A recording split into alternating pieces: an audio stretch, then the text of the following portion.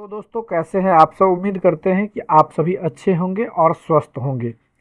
दोस्तों जैसा कि आप सब स्क्रीन पर देख रहे हैं कि वंशावली प्रमाण पत्र हेतु आवेदन प्रपत्र, यानी कि आज का हमारा जो वीडियो होगा वो किस तरीके से वंशावली बनाते हैं वही आज हम जानेंगे इस वीडियो के माध्यम से। तो आप पूरे बिहार में कहीं भी इस तरीके से वंशावली बनवा सकते हैं और यही वंशावली अभी दोस्तों हर जगह मान्य है। हर ऑफिस हर कार्यालय में यह जो है मान्य है।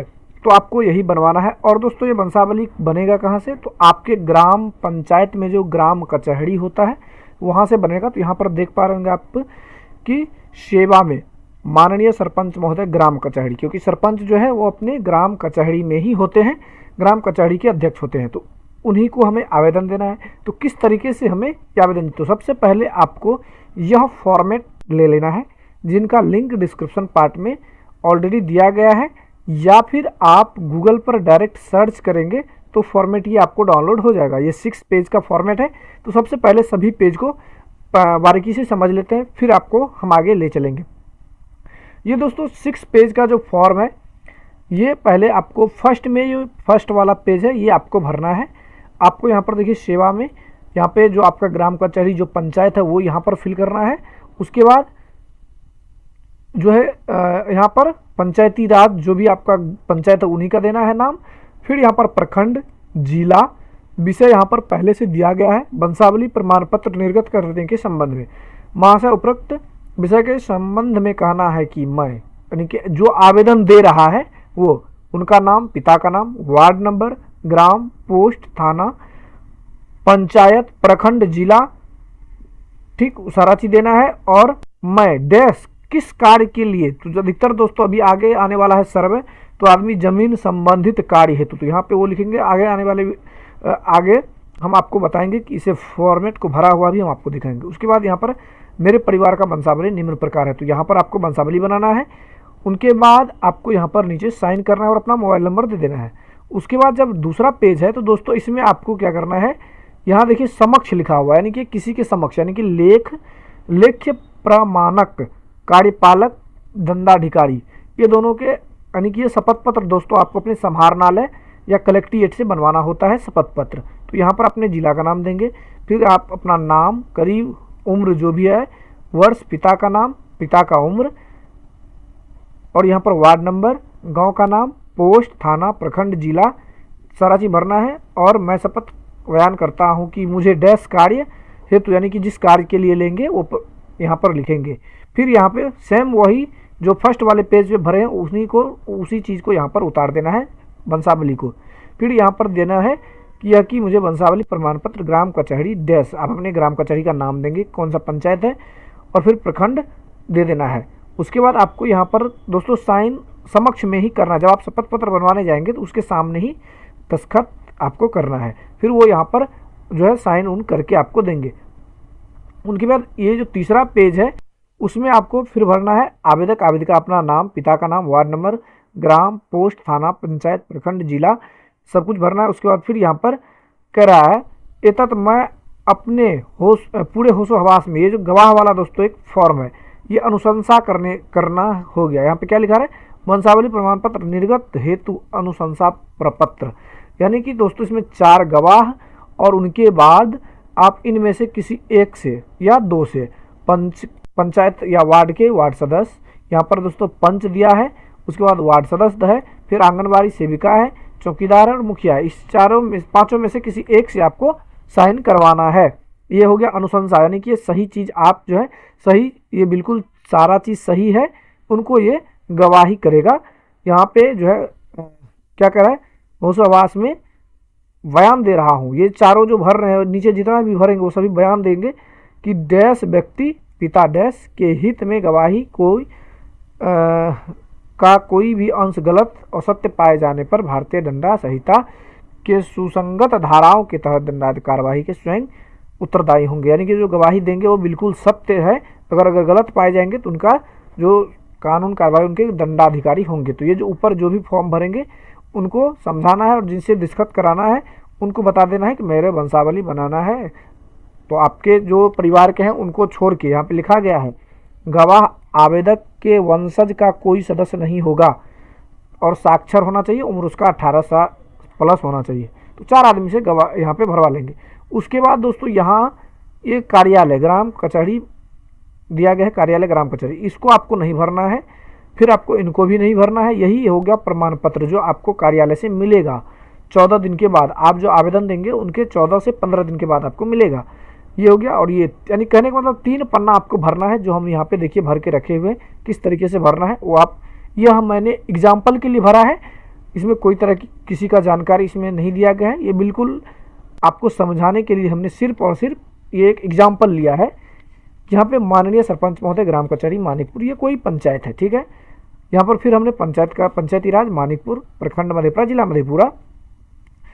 उपरोक्त विषय के संबंध में कहना है कि शपथकर्ता ए कुमार, पिता बी यादव, उम्र 16, फिर जो गांव का नाम है वो आप देंगे वगैरह वगैरह, पंचायत मानिकपुर, थाना जिला जो भी है वो देंगे। मुझे जमीन संबंधित कार्य हेतु वंशावली पत्र की आवश्यकता है। अब मेरे परिवार का वंशावली, तब यहाँ पे देखिए स्वर्गीय जेड यादव, पिता वाई यादव, उसका जो है पुत्र जो सो 3 मान लेते हैं, 3 है, एल कुमार, जे कुमार, स्वर्गीय बी कुमार यादव, ठीक है। यानी कि जो ये जो बना रहा है ए कुमार, उनका ये कौन है, दादाजी है। ये जो मरे हैं ये जो ये सबसे ऊपर में जेड है वो इनका दादाजी है। कहने का मतलब मान लीजिए यहाँ पर एक चीज़ मैं और आपको स्पष्ट कर देता हूँ। जैसे मान लीजिए आपके पूर्वज का ज़मीन है, खतियान जिसके नाम से है या फिर जो जिसके नाम से जमाबंदी कायम है और उसमें आप फटेदार हैं, यानी कि आप बंटवारा कर रहे हैं, तो उस समय उन्हीं के नाम से बनेगा। जो सबसे पूर्वज हैं उनके नाम से बनेगा, तो उनका नाम रहेगा ऊपर में। फिर उनके कितने पुत्र हैं, अगर पुत्री है तो वो भी देना है।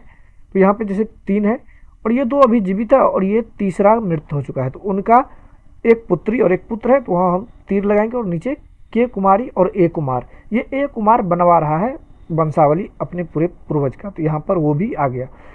ये पूरा फॉर्मेट हमारा हो गया। अब यहाँ पर साइन करेंगे अपना, फिर यहाँ पे नीचे मोबाइल नंबर देंगे, ठीक है। अब ये देखिए हमने यहाँ पर लिख रखा है समाहरणालय कार्य हित से निर्गत, यानी कि समाहरणालय में आपको जाना है। और यहाँ पर इसे पूरा देखिए, यहाँ पर ए कुमार उम्र करीब 5 वर्ष, पिता बी यादव करीब उम्र 30 वर्ष, वार्ड नंबर 16, जो आपका निज निवास है, निवास पता है वो देंगे। संबंधित जमीन संबंधित कार्य हेतु, सारा चीज़ वही चीज़ को यहाँ पर भी पेस्ट कर देंगे, यानी कि भर देंगे। और हमने देखिए यहाँ पे भर लिया है। यहाँ साइन आपको नहीं करना है। साइन कहाँ करना है, जब आप शपथ पत्र बनवाने जाएंगे तब। अब ये देखिए हमारा कंप्लीट है। तो अब आपको ये देखिए, ये है समक्ष वाला, आपको कलेक्टेड जाएंगे, यहाँ पर देखिए एक टिकट चिपकाया जाएगा। उसके बाद यहाँ पर ये पत्रांक दिनांक आपको वहीं से मिलेगा। और फिर यहाँ पर शपथकर्ता में देखिए यहाँ पे नाम सारा चीज़ भरा हुआ है। उसके बाद यहाँ पर सारा चीज़ भरा हुआ है, ये देखिए मोहर लगेगा। फिर आपको सामने में यहाँ पर साइन करेगा और यहाँ पर मोहर लगेगा। जो नोटरी पब्लिक है, जो भी वकील है आपका, वो यहाँ पर साइन करेंगे। और सारा चीज़ हो जाने के बाद आपको ये वाला पेज और ये दोनों पेज एक करके वो वहाँ से मिल जाएगा। फिर जब मिल जाएगा तो आपको सारा चीज़ अटैच करने के बाद, जैसे मान लीजिए इस पर दस्तखत हो गया, उसके बाद जैसे कि हमने बताया आपको गवाह वाला पेज, तो इसमें आपको सारा चीज़ देखिए हमने भर रखा है। उसके बाद आपको गवाह का नाम देना है, उनके पिता का नाम, जैसे मान लीजिए सी डी प्रसाद, पिता XY प्रसाद, उसका अस्थायी पता और लास्ट में मोबाइल नंबर देना है। उसके बाद आधार संख्या देना है --01।